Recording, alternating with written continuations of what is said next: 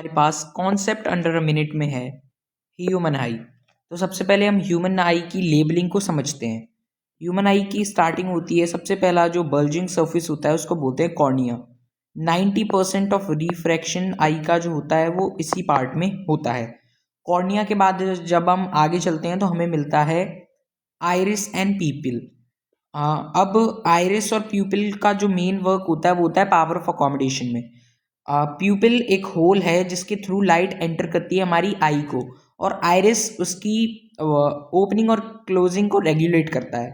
इन दोनों के बीच में एक विस्कस फ्लूइड भरा होता है एक्वस ह्यूमर, जिसका वर्क होता है एटमॉस्फेरिक प्रेशर को मेंटेन करना और प्रेशर इंडिफरेंस को मेंटेन करना।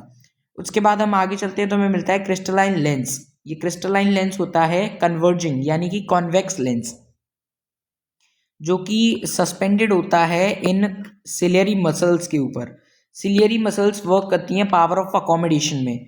जब ये कॉन्ट्रैक्ट और रिलैक्स होता है उसके थ्रू हमारा जो कन्वेक्स लेंस है वो अलग अलग प्लेसेस पे ऑब्जेक्ट्स को देखने के लिए अपने आप को चेंज करता है। फिर पीछे हमें मिलती है एक स्क्रीन जिसका नाम है रेटिना, जो कि लाइट सेंसिटिव स्किन होती है। उसके बीच में भरा होता है vitreous humour. Vitreous humour I की शेप प्रोवाइड करता है, दूसरी चीज़ आई को न्यूट्रिशन भी प्रोवाइड करता है। ये जो रेटिना है इस पे इमेज रियल और इन्वर्टेड बनती है।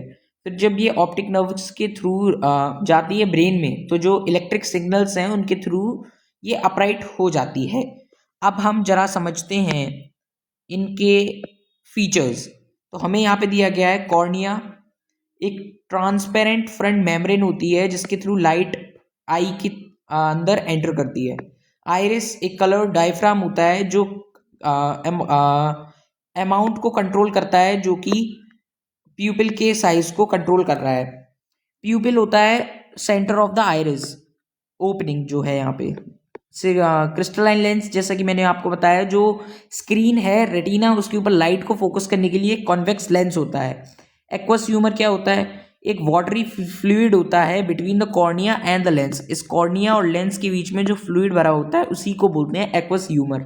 फिर हमें विट्रस ह्यूमर बताया गया है, a jelly like substance in दोनों के बीच में भरा होता है, लेंस और रेटिना के बीच में, जिसका वर्क होता है न्यूट्रिशन प्रोवाइड करना।